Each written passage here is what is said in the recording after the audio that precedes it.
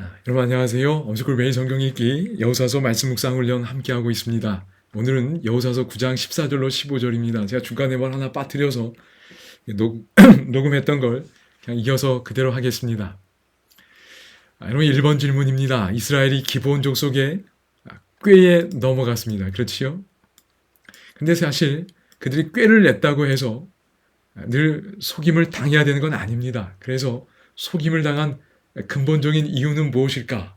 이렇게 좀 질문했고 여러분 여기에 대해 생각해 보시면 좋겠습니다. 사실 본문에 잘 나와 있습니다. 그렇지요? 여기 14절에 보면 우리가 그들의 양식을 취하고는 그 다음 어떻게 할지를 여호와께 묻지 않았다고 말합니다. 그렇지요?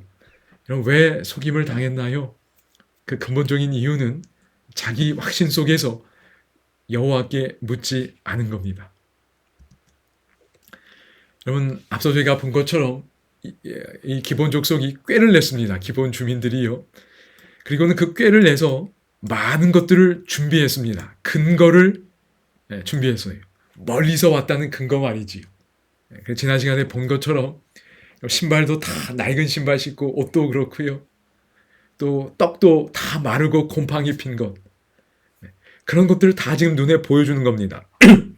멀리서 왔다는 그 근거를 다 보는 거예요.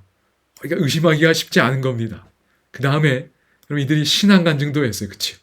여호와의 이름으로 말미암아 멀리서 여기까지 왔다는 거예요. 그분의 하신 일을 보고 우리가 이렇게 왔습니다. 라합처럼 말이지요. 그러니까 그런 간증을 또 들으니까 이게 확신을 갖게 되었던 것 같아요. 그들의 판단이 속아 넘어간 겁니다. 그런 상황에서 여호와께 물었으면 좋았을 텐데 이게 너무 확실하니까 확신을 갖고 묻지 않았던 것으로 보입니다. 속임을 당한 근본적인 이유 아시겠지요? 자기 확신이 너무 강했던 거지. 오늘 저희는 어떤지요? 저희가 어떤 걸 늘 하나님께 묻는 자세 참 중요한 것 같아요. 그지요? 내가 가진 생각이 정말 올바른 것일까? 우리가 정직하게 하나님께 늘 묻는 습관, 묻는 일을 하나님께 묻는 걸 습관처럼 할 수 있으면 참 좋겠습니다. 습관이 되면 좋은 것 같아요. 자, 두 번째입니다. 여러분 비슷한 이야기인데요.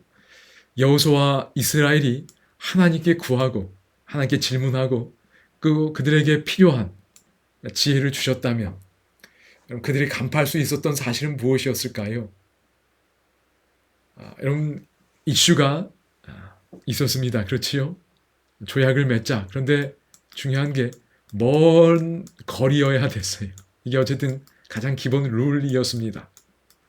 그런데 그래서 그들이 가까운 곳에 왔다고 그랬지요.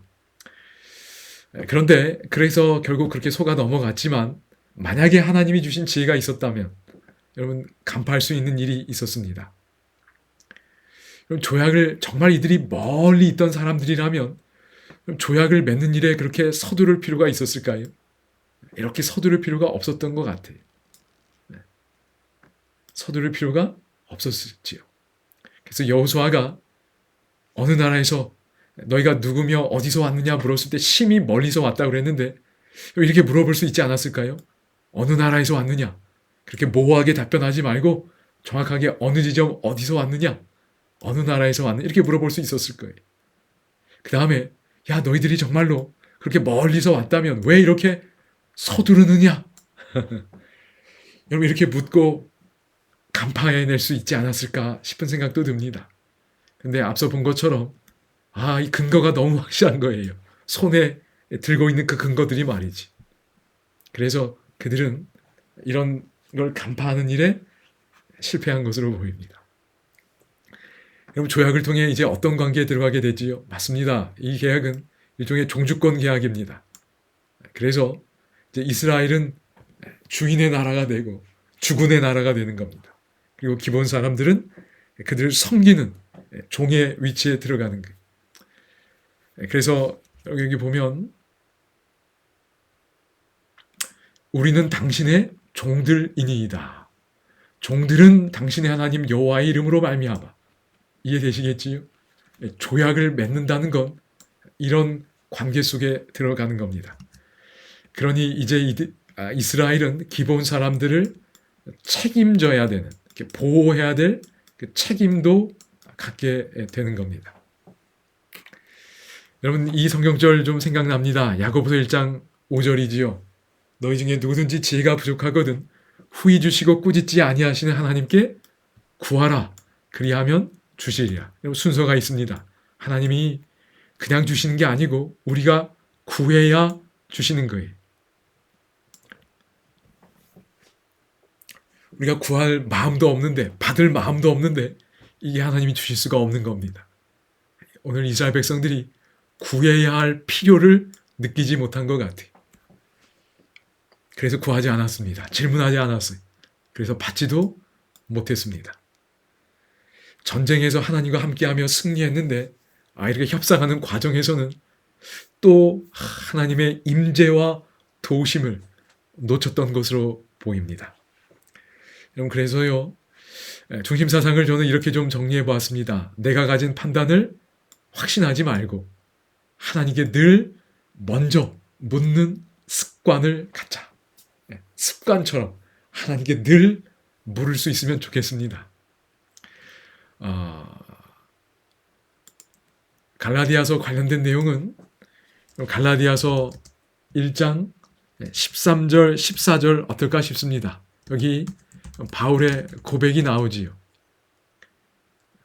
바울은 자기 확신 속에서 교회를 핍박했습니다. 그렇지요? 자기 확신 속에서 율법의 의를 추구했습니다.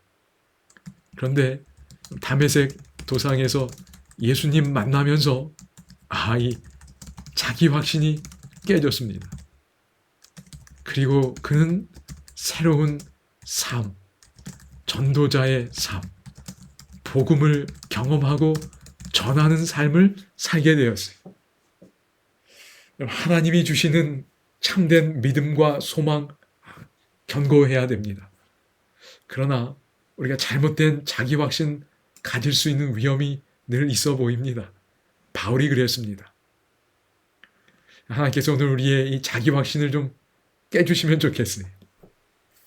그래서 하나님께 전적으로 의지하며 하나님을 구하고 하나님께 묻고 하나님과 늘 의논하고 그렇게 살아가면, 그래서 그 하나님이 주시는 은혜와 복음으로 우리의 생각이 가득 채워지고 우리의 삶도 변화될 수 있으면 좋지 않을까 생각해 봅니다. 네, 여러분 감사합니다.